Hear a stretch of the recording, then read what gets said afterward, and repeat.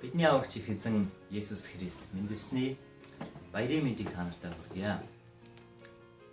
Өдгөөгөөс 2000 гаруй жилийн тэртээ бидний аврагч хүн төрлөختний аврагч их эзэн Есүс Христ энэ дэлхийд мэндэлсэн. Түүний энэхүү төрөлд онцгой бөгөөд юр бусын байсан. Бидний мөнхийн их эзний өнөртний цагаас төлөвлөсөн хүн төрлөختнийг аврах төлөвлөгөөний дагуу Библийн хөлгөн сударт хэлэгдсэн олон гайхамшигт зөвгөнлүүдийн биелэл болж Есүс Христ энэ дэлхийд мэндэлсэн юм а. Түүний төрөл үнэхээр онцгой байсан. Учир нь тэрээр хөндөгдөөгүй бүсгүй майрын хөвлөд их эзний юр бусын ариун сүнсний хүч чадлаар бүрэлдэн энэ дэлхийд мэндэлсэн юм а. Ингээд бүгдээрээ Библийн хөлгөн судраас бидний аврагч их эзэн Есүс Христ мэндэлэхэд жохом юу болсон талаар хамтдаа харцгаая.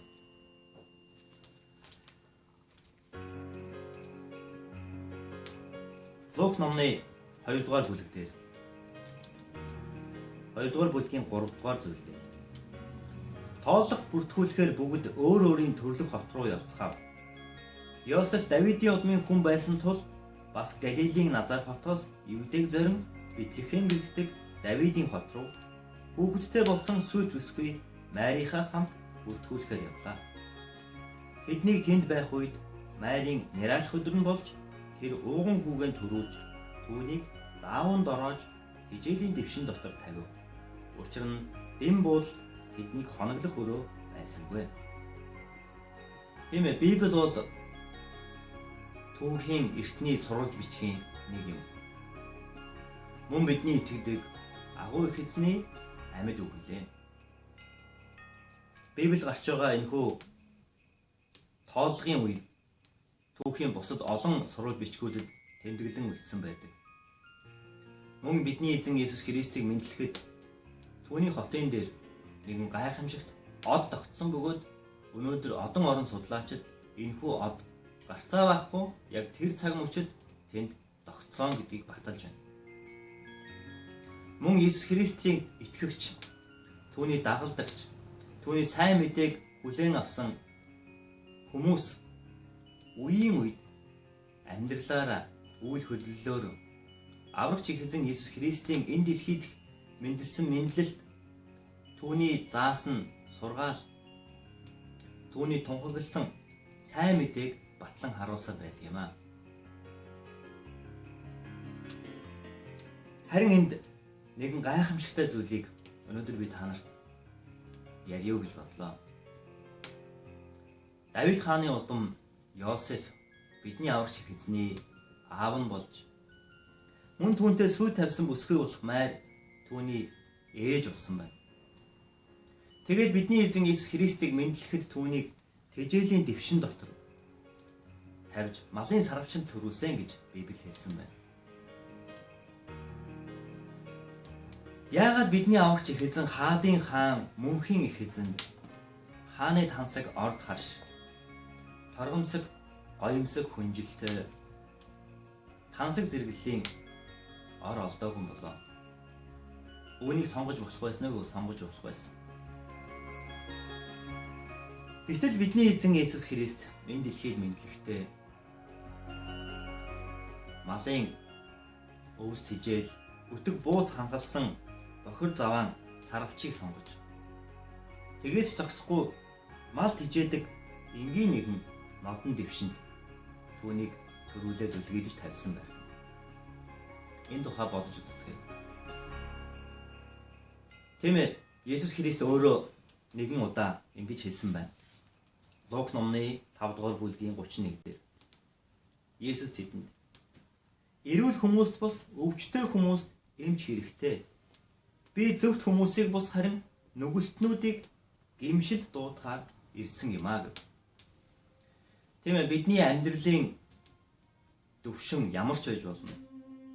Тансаг зэрэглэлийн баян чинэлэг, эрх мэдэлтэй бидний эдэлж хэрглэж буй зүйлс харилцан адилгүй байж болно. Гэлээгээд хүмүүс бидний гэм нүгэлт зүрх сэтгэл яг адилхан юм. Хүмүүс бид зүрх сэтгэлдээ хорон муу бузар нүгэлт бодол санаануудыг тээж явдаг. Үүгээрээ хүн төрлөختөн бид бүгд нүгэл үлдэж Бурхны алдараас салсан гэж Библиэд хэлэгдсэн байна. Тийм Есүс Христ бидний эдэлж хэрэгэлдэг зүйлсээр бидний амьдралын төвшнгөөр биднийг ангилж зааглах гэж ирээгүй. Тэрч битгий хэл. Есүс Христ бидний зүрх сэтгэлийн хэр бохир заваан байна, хэр зөвхт байна гэдгээр шүүх гэж ирээгүй. Есүс Христ бидний зүрх сэтгэлд мэдлэх гэж ирсэн юм ах дунраа. 2000 жилийн тэртээ мэндэлсэн тэр бяцхан хүү өнөөдөр таны зүрх сэтгэлд гим нүгэлт миний зүрх сэтгэлд мэндэлсний адил таны зүрх сэтгэлд ч мэдлэх боломжтой. Ямар ч бохир амьдралтай, ямар ч бохир бузар муу нүгэлт бодол санаатай байж болно бидний зүрх сэтгэл. Харин Есүс үүгээр бидний зүрхийг яллах гэж ирээгүй. Есүс намайг таныг яллаж шүүх гэж ирээгүй. Иохан номны 3-ын 16, 17 дээр Бурхан хүн төрлөختнийг үнэхээр аварсан учраас цорын ганц хүүгээ илгээжээ. Учир нь Есүс Христ энэ дэлхийг яллахын тулд биш, харин аврахын тулд ирсэн гэж тэмдэглэн үлдсэн байна. Тийм ээ, Есүс өөрөө ч сая миний уншсан хэсэгт хэлсэн. Эмч хүн өвчтэй хүнд хэрэгтэй байдгийн адил би гим нүгэлт хүмүүст ирсэн юм аа гэж.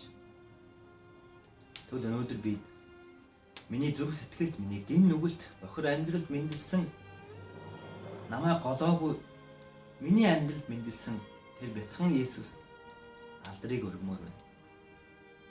Мөн хараахан амьдралдаа Есүс Христийг зүрх сэтгэлдээ хүлээж аваагүй байгаа таны хувьд Есүс Христ таны амьдралд мэдлэх боломжтой юм шүү гэдэг уриалмаар байна.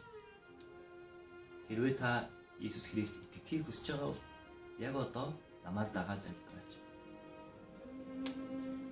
Их эзэн Есүс минь ээ. Би гим нүгэлтэй хүн. Та миний гим нүглийг уучилж энэ дэлхийд миний төлөө мэндэлсэн билээ. Би танд итгэж байна. Та миний зүрх сэтгэлд, миний амьдралд мэндэлж намайг удирдан жолоод өгч. Миний аврагч их эзэн минь болооч. Есүс Христ таны гайхамшигтай нэрээр залбирлаа. Амен.